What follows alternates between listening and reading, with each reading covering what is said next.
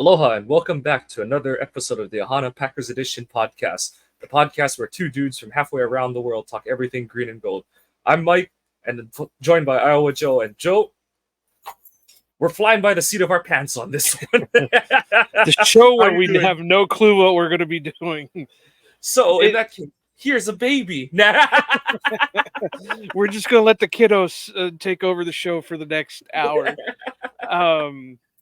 No, we were just talking off air about this. This is the time of year where it's so hard to make content because you got very little when it comes to any kind of news. And you can tell that by when people are trying to debate Brock Purdy and Jordan Love, or Jordan Love and Jared Goff and stuff like that. So it is what it is. We're still gonna keep trying to produce out these shows. So the big thing is we want you guys to let us know what you want to hear. Do you? Yeah, there's a bit of a hole when we don't have to worry about covering darkness retreats or things like that. So Yeah, or shroom trips or shit like that. So there's just naturally less to talk about when you have a quote unquote normal off season mechanic operation to go through. But we're there have been some moves that the Packers made. Of course, they're more on the very periphery, if at all, even on the fringe of the periphery of the roster. And we did get some news about some upcoming contract negotiations, for lack of a better term, with regards to Eric Stokes. So, but we'll start with the transactions. The Packers signed wide receivers Julian Hicks and Dimitri Stanley, along with center Lecitus Smith to their roster. I don't believe we saw corresponding moves yet because the Packers were at the 90-man roster limit going into rookie training camp or rookie camp, but we haven't seen the feedback on who got released to make those moves. But that part's got me all kind of confused because I swore they said that we had like 5 open spots going into the rookie camp, and now they have to make moves. So I'm not sure what's going on. But one of them's going to be when June 1st hits, Devondre Campbell will be off officially. So that technically opens up a spot. And there, I mean, obviously there's some fringe guys on the roster that'll probably take the hit. My biggest hope and hope of hopes is that Royce Newman doesn't make it to training camp, but I don't think that's going to happen. So and Mike and I were trying to talk about these guys before the show when we were trying to figure out what we were going to do for the show itself. And really, unless these guys pop off amazingly in preseason and camp, they're more camp guys than anything, just because of how stacked they are. I mean, they signed the 2 wide receivers, but they've got 3 quarterbacks on the roster right now, technically 4, but 3 quarterbacks on the roster right now. And they're going to need people to throw to during camp to see how, to see how they can progress and work on their stuff and that. So, and then offensive line, they've invested so much money in the offensive line. I'm not money, but draft capital in that on offensive linemen that they really don't need another one at the moment. So I think it revolves around, okay, well, we're going to take a flyer on a guy and just see what happens with it. And if he pops off, we've got another winner. If he doesn't, then we're not out anything. So, from rookie camp, the big noisemakers were Julian Hicks and Dimitri Stanley. Obviously, people are starting to see that Stanley has a familial history with the Packers at the moment, just because his dad played for him in the 80s. So there is a little bit of connection there, but I don't think the connection is enough to say, hey, we've got the second coming of, and he's going to take a roster spot. But other than that, I really don't know much about him. I think Hicks is at like 6'2", 210, and I think Dimitri is a little bit smaller. at his pro day, he measured 5'10" and 7/8 and 188 pounds, and he ran a 4.5 240. So that's not really appealing, but hey, whatever. Again, camp body. So that's about all our report we can have of the rookie camp from the last couple of days. Yeah, it kind of goes back to that whole notion of who's gonna really come out of what reporter is gonna have the balls to come out of rookie camp and just say, ah, all these guys suck. They blew it. They really blew it that last weekend. So, um, yeah, we didn't learn too much. It as much as there's been reporting, it does sound like the reporters are seeing a difference between Hafley's new scheme and the schemes that have been implemented in the past few years. How that translates to actual NFL games remains to be seen, but new is better in a lot of senses. And honestly, Green Bay needed just a refresher on the defensive side of the ball. So it's good to see that, it's on air for the most part, but it's good to see that there is a noticeable, discernible difference in how the defense looks just from a schematic standpoint, even if it is just the rookies. So something to, be half glass full about. But yeah, like you said, like Joe said, nothing much to be learned at this point. Those two receivers, not only, ahead of them, not only is it Dobbs, Watson, excuse me, Wicks, what's it? Reed, Reed, yeah, Melton, DeBose, there's Heath. 6 guys.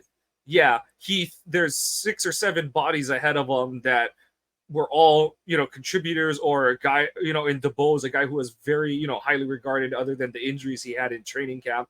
So, and he did get activated for, he was a practice squad call up a couple times during the season. So, it's an uphill climb for those guys, but it's a chance for them to put themselves on film, whether it's for Green Bay or for another team. So you're always excited for players to get an opportunity to, make it to training camp, have that, it's an ongoing job interview. So every chance these guys get, it's exciting for them. And, we wish them the best, but their percentage of making Green Bay is not high.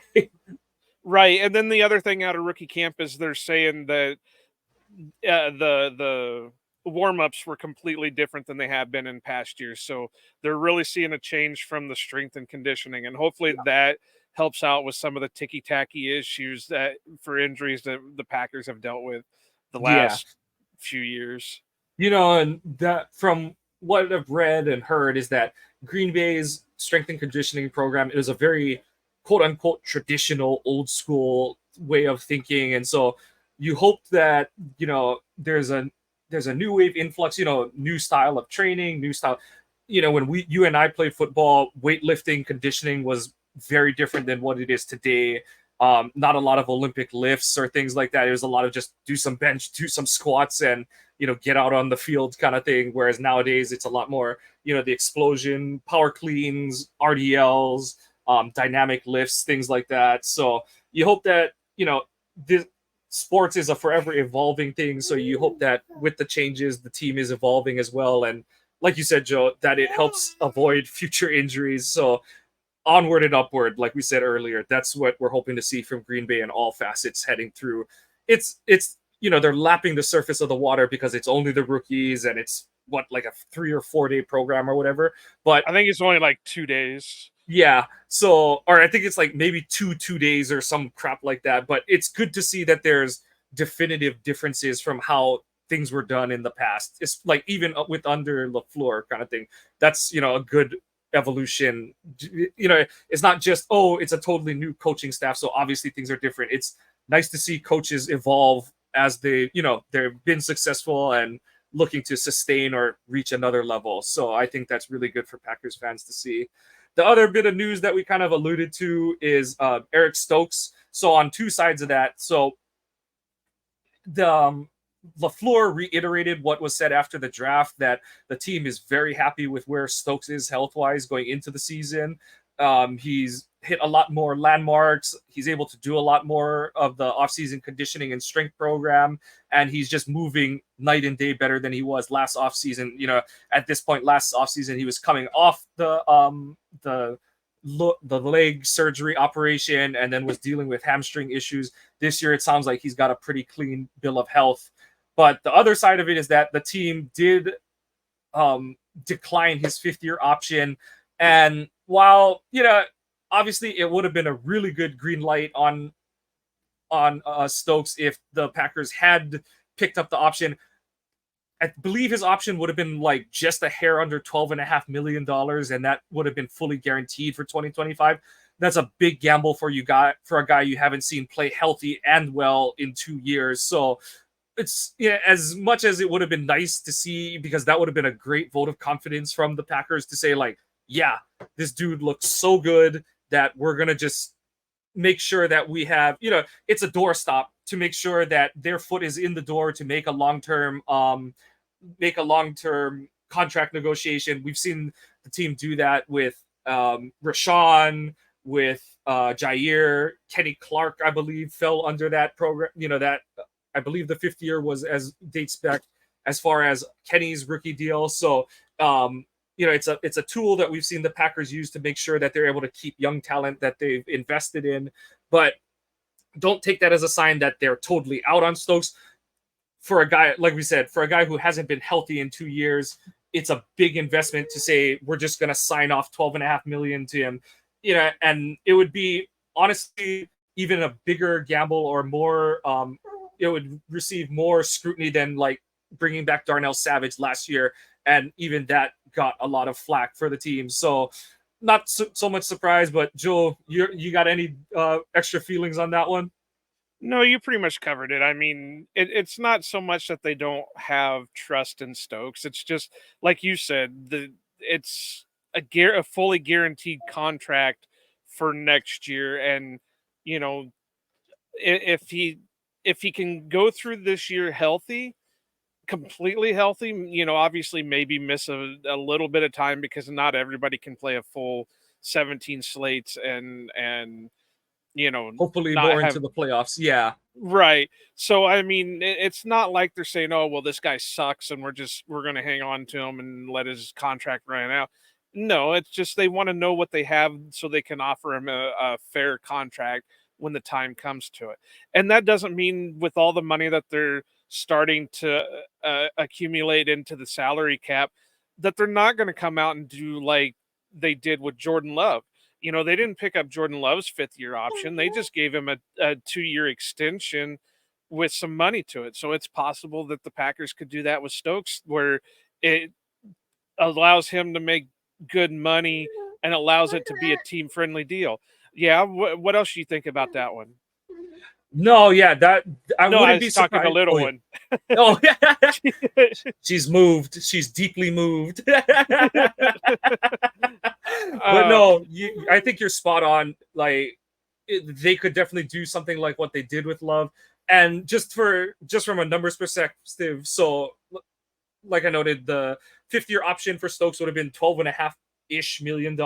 He's making just under four, like three and or his number this year is three mil, or just a hair under 3 mil 800,000. So for all intents and purposes, you'd be tripling his cap number next year without having seen him get through a full season. So obviously Green Bay wants a little more data, but he's a guy that if it looks good, you might see them trying. You'll see smoke that, oh, now they're trying to extend him in season or something like that. well, And they could even do yeah, that beforehand. Do like a 2-year, $5 million a yeah, year deal. That gives him a little bit of a pay increase, and that allows him to stay with the team for them to evaluate for the next couple of years. yeah, Now, obviously, I'm not Ken Ingalls by no means, so I'm not a salary cap genius. But I can't, and I'm not an agent either, so I can't say that's fair. Money for a guy coming off of 4 years, coming off his rookie contract. But I would think that he would jump at something like that because it's still a prove it deal, but it's still a deal that gives a little bit of a boost to confidence.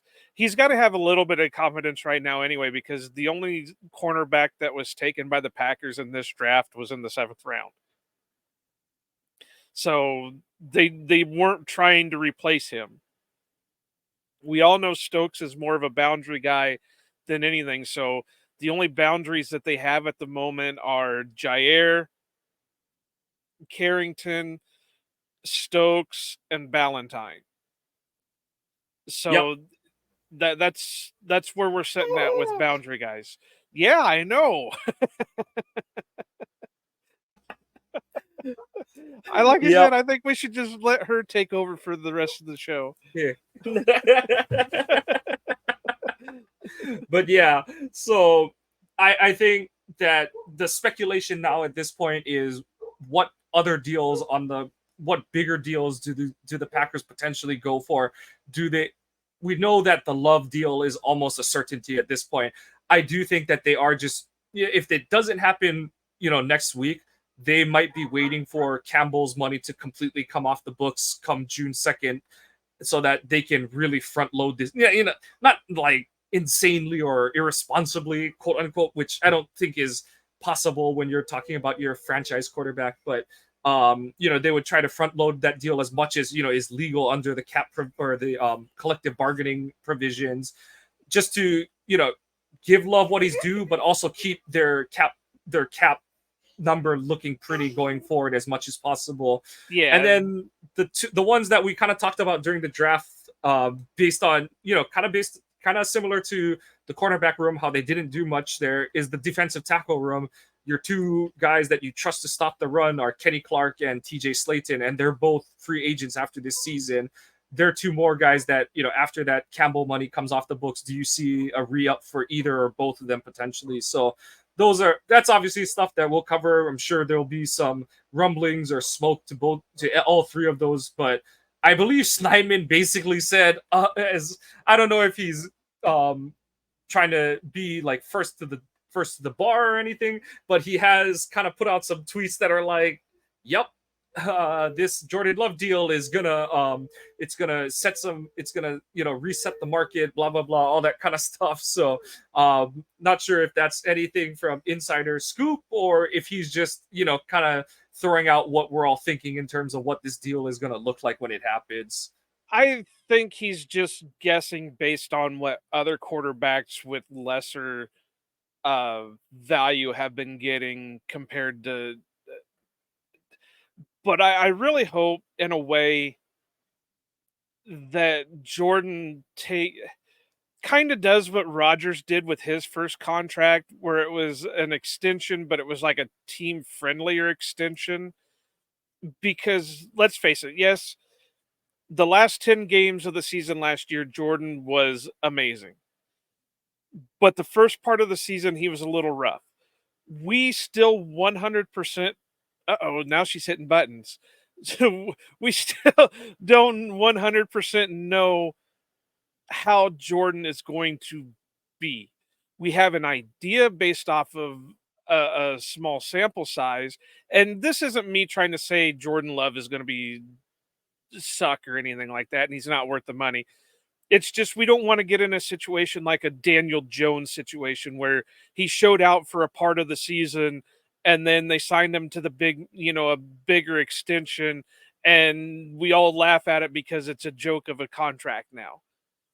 So if it's really hard to say, I do believe in Jordan Love. I do, support the team with him on there. I hope he gets his money, but I hope he keeps it a little bit more team friendly. Eh, do the opposite of what his predecessor did. That way we can continue to build a good team around him. Yeah, like you said, like get paid, but don't necessarily have to reset the quarterback market by like you can't see the next guy's contract when you turn around and look back, kind of thing. Like, Yeah. yeah, it's like you said, it's a weird thing to say, but it's like don't torpedo the team cap number. That's like the most that's just be the most direct about it. Is like, yes, we it's not that we don't believe in Jordan. It's like, just remember there's 52 other guys we got to pay too. So it's that side of it. So, but Right. yeah, And look at the fight that we had with when Rodgers was on the team. He kept saying, we need to get this guy. We need to get that guy. Oh, great. That's great, Aaron. Wonderful. But are you going to take less money for us to go out and get that? that other player. Well, no, I want my money too. Well, then we can't go out and get, player A because he's wanting too much money. And you're eating up 90% of our salary cap right now.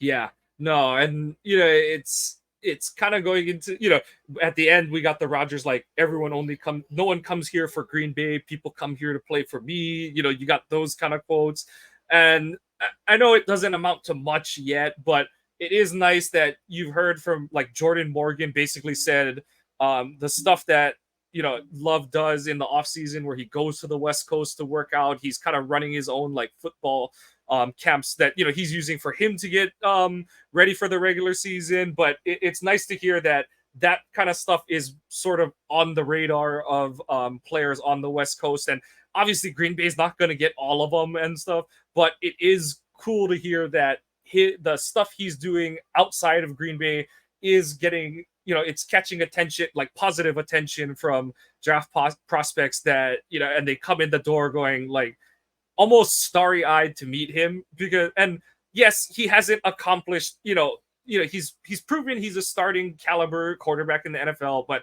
and he's won a playoff game, but now it's the okay, now do it again but better stage of his career. And yeah, I know this is like so galaxy brain to say this, but it's nice to see that young players are like, yeah, that's a dude, and we want to hitch our wagon to that, to that train. So I think Well, that to it's to kind of all piggyback positive. off what you were saying, that it's great to see him actually be there during the rookie orientations to meet with the draft picks and the rookies in that, because he's building that bond already. And then to another way to piggyback off what you're saying, Josh Jacobs has been adamant that the only reason he came here was to play with Jordan Love. So that's a plus in itself. And it's great to hear guys like Devontae who aren't on the team anymore saying that Jordan's going to be a baller. And for as many faults as number 12 had, he still supports Jordan Love and all that. So it's not to say that he's a bad player. It just, we still have to take it slow with him. Yeah, It's not like Rodgers became a superstar overnight. He had a rocky start to his career and then started putting it all together. So, let's give it time with Jordan. And again, if he gets paid, he gets paid, but the hope is still there that he'll take a little bit more of a team friendly deal and let the Packers kind of rebuild their salary cap a little bit. yeah, because while there's a lot of young and cheap talent on the team right now because they're all on their rookie contracts. They're gonna have decisions to make in a couple years. Dobbs and Watson are entering. They're up for contracts in 2026. Then all the rest of the receivers are up the next year. So it's on both sides to it's on the players to keep improving, keep improving their worth to the team, their worth on the field, their production on the field, and then it's for the front office to fans will always say like, why'd they pick? It's that intersection between opportunity cost and reality, where it's like, hey, you just can't pay everyone. That's how a league with a hard salary cap line works. Is you unfortunately can't keep everybody. You've got to make those hard decisions on who's going to be more important for your team moving forward, and who's going to sustain their production, their capabilities longer. And that's those are the decisions that are made, that are why we're not in a NFL front office, because that's why they get paid the big bucks, is to come up with those, and why they either look like geniuses or why they get fruit on their face when they're run out of town because they made the quote unquote wrong decisions. When I know there are some situations where it's like, how could you sign that guy? But oftentimes it's the like, we looked at this, we sent this around the room, we had option A, option B, we both thought they were great ways to move forward, and option A blew up in our face, and option B turned out to be the belle of the ball kind of thing. So that's just how these things go. Sometimes there is always an element of luck when it comes to athletics, both on the field and in terms of team roster construction. but that's part of the experience, the fan experience too. So, Joe, you got much else for this one? No, like I said, it's really tough this time of year because content is running dry. I mean, yeah, I know it sucks this time of year. Um, Pretty soon we're but gonna have the dogs on the show. um, it's gonna have to do something. But that's like I said earlier in the episode. That's we have a good number of listeners right now, so we want you to tell us what you want to hear at this time of year. Yeah. We can do the same thing every other show does, and go over the same crap over and over again. But then you get sick of it, and then like I said, you get into the things like you're arguing, well, is Jared Goff better than Jordan Love, or is Brock Purdy better than Jordan Love, and you know power rankings that aren't really power rankings because you have no idea what each team's going to do until they do it, and stuff like that. So you know reach out to us on our socials, reach out to us on the website, reach out to us on wherever you want so we can know what you want. We're going to be getting guests back on. We just kind of took a break from the guests a little bit because we had a bunch of uh bunch of guests during the pre-draft lead up and all that stuff. So we're just kind of taking a break from that for a moment so we can do what get back to just the roots of things. So yeah, like I said, just let us know what you want to hear us do.